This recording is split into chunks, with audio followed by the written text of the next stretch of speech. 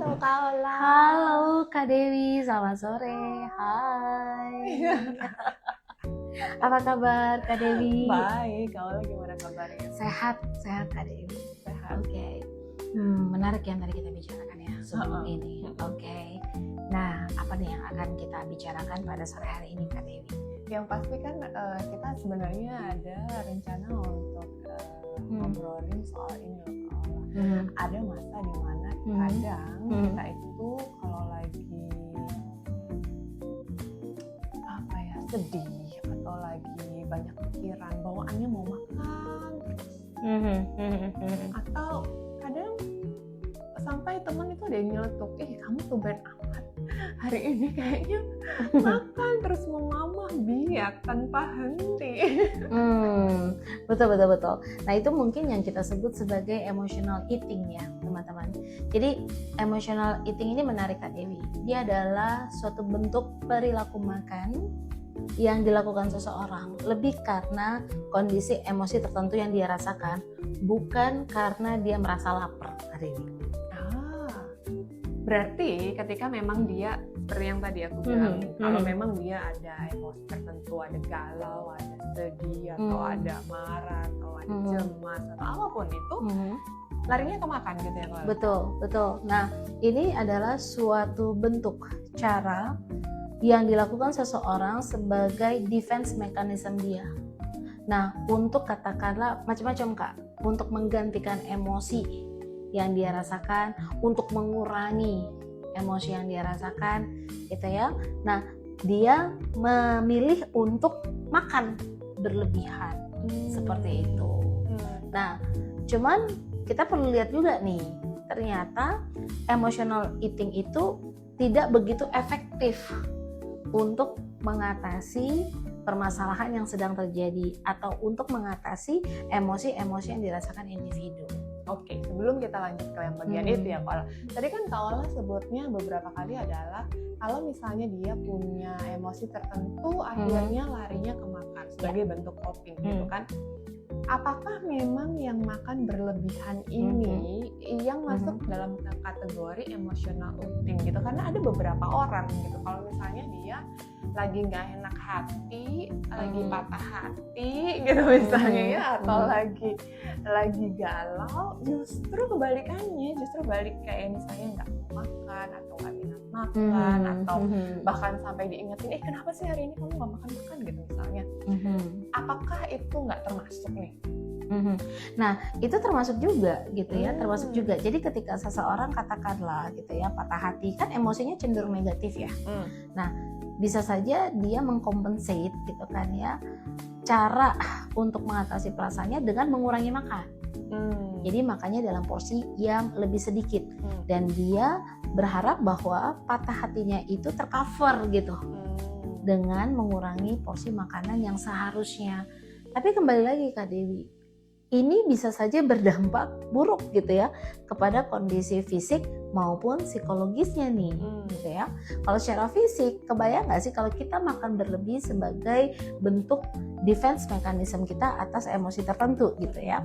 Nah apa yang terjadi secara fisik gitu ya, bisa saja fisik itu dipaksa untuk katakanlah mengolah makanan yang sering, yang banyak itu menjadi lebih besar gitu yang dibutuhkan.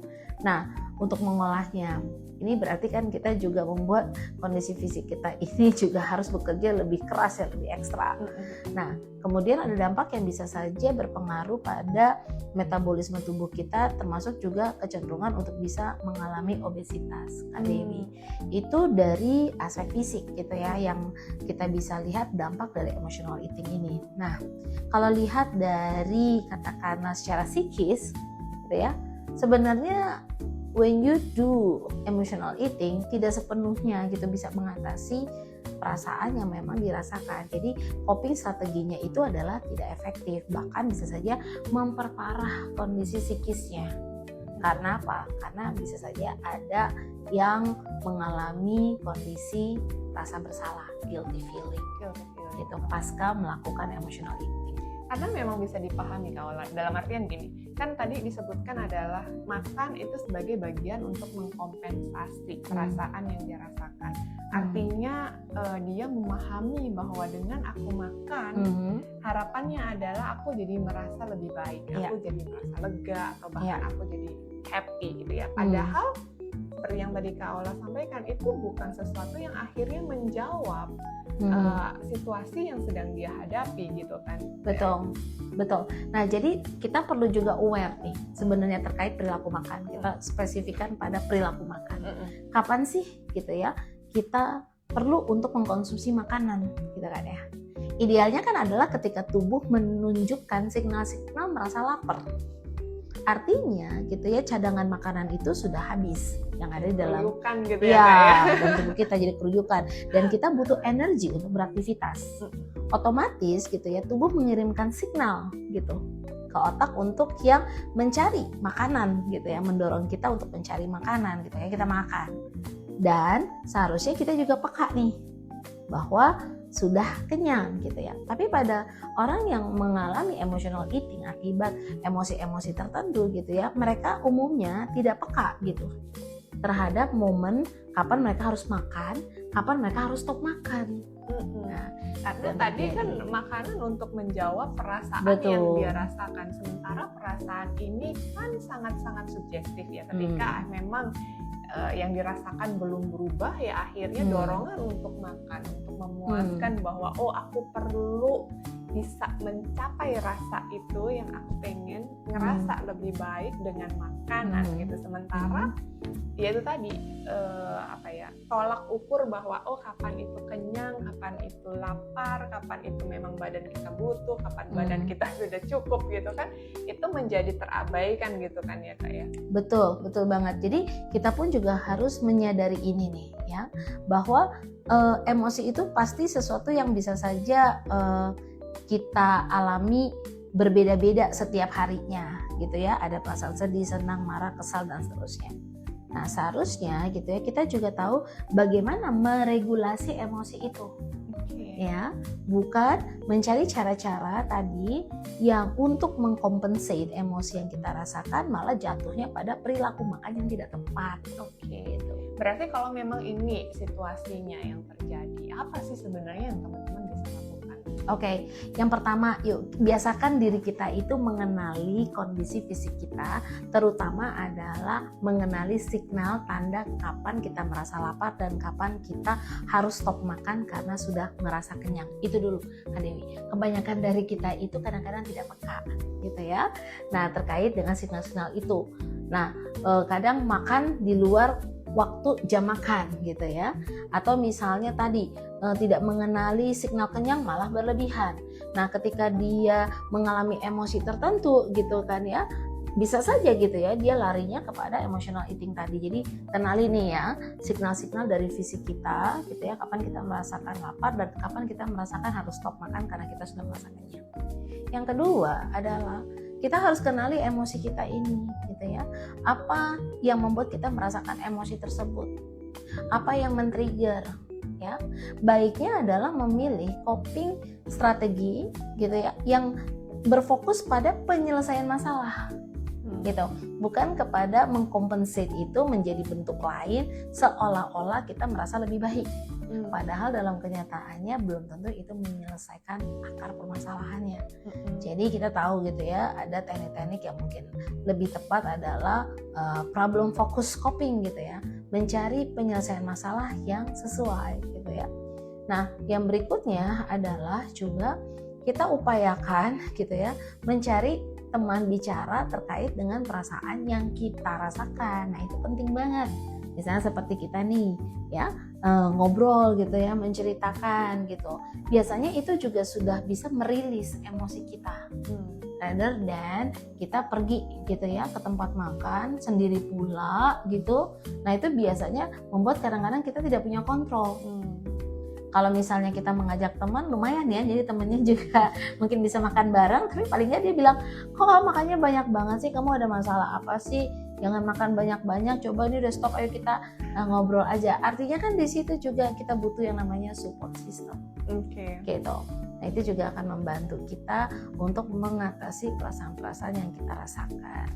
Berarti ada 3 poin gede ya Kak Ola untuk akhirnya kita bisa bantu diri ketika kita ada di emotional eating state gitu ya. Bahwa yang pertama kita perlu kenalin signal tubuh.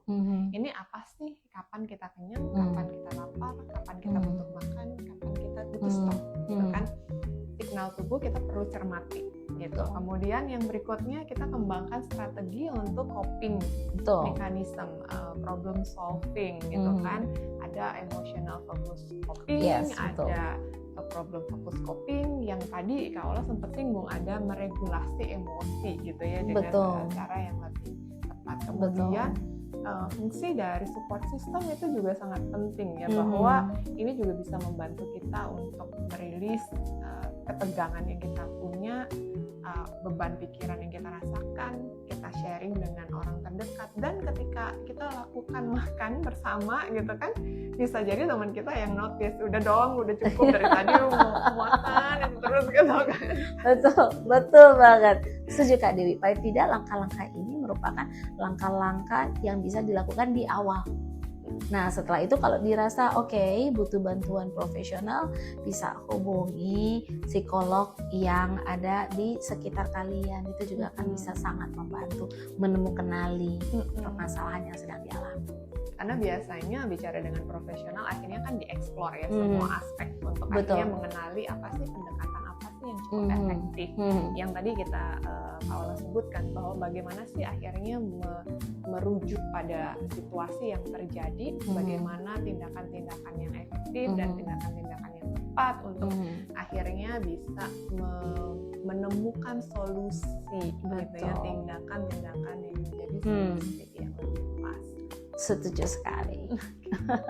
Ini menarik banget ya. Menarik banget obrolan kita ini, dan mungkin nanti kita bisa lanjutkan dengan topik-topik beragam lainnya. Tentu banget. Oke. Baik, terima kasih. Bye.